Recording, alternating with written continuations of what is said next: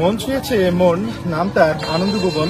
তাই তো কবি বলেছেন, কৃষক শহরে আসে ছেলে মেয়ের দল, দু চোখ করে দেখছে সবাই ঝিকিমিকির জল। আন্তর্জাতিক কবি ও গবেষক ডক্টর এস এম শাহনুরের জনপ্রিয় কবিতা আনন্দ ভুবন। এই আনন্দ ভুবনে আনন্দ ছড়িয়ে দিতে কবি নিজে এখানে এসেছেন, আমাদের সাথে কথা বলেছেন। আমি আজকে এমন একজন মানুষের সাথে আপনাদেরকে পরিচয় করিয়ে দিব যে মানুষটার তথ্যতে আমার ভিডিওগুলো তথ্যবহুল হয়ে থাকে। সময় ছিল যে এই জায়গাটার নাম ছিল বড়বাঙ্গা ব্রিজ এবং জায়গাটা খুব জরাজীর্ণ ছিল।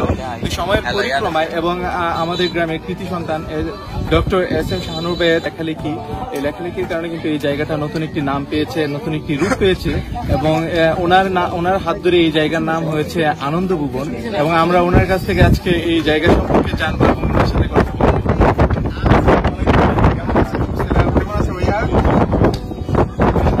আমরা তো যতটুকু জানি যে আপনার হাত ধরে এই জায়গাটা নতুন একটা নাম হয়েছে, একটা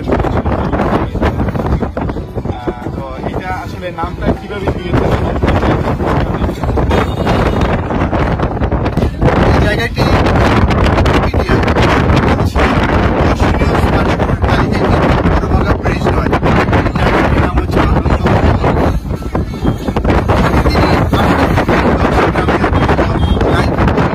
তার নাম দিয়েছে আনন্দ এবং জাতীয় দৈনিকে অনেক অনলাইন জায়গাটি নিয়ে আমি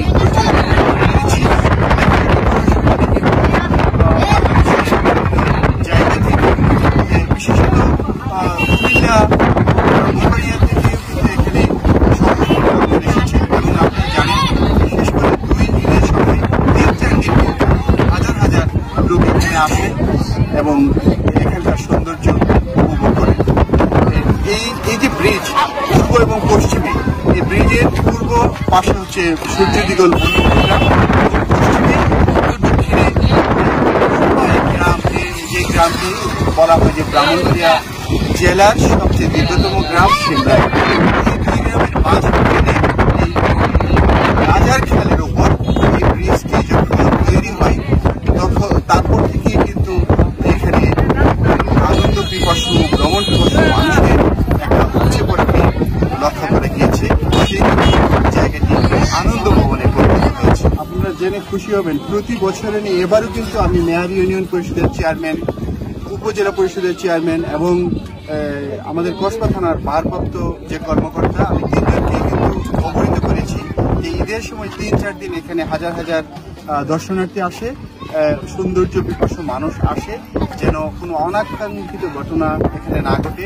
পুলিশ সদস্য দিয়ে যেন পরিবেশটিকে সুন্দর রাখা হয় এবং তারা কিন্তু আমাকে আশ্বস্ত করেছেন যখন কোনো জায়গা প্রকৃত অর্থেই সুন্দর এবং প্রকৃতি তার সৌন্দর্য বৃদ্ধি করে দেয়, আস্তে আস্তে এই জায়গাটির যখন সুনাম ছড়িয়ে হাজার হাজার মানুষ এখানে দেখতে আসেন, আনন্দ উপভোগ করতে আসেন।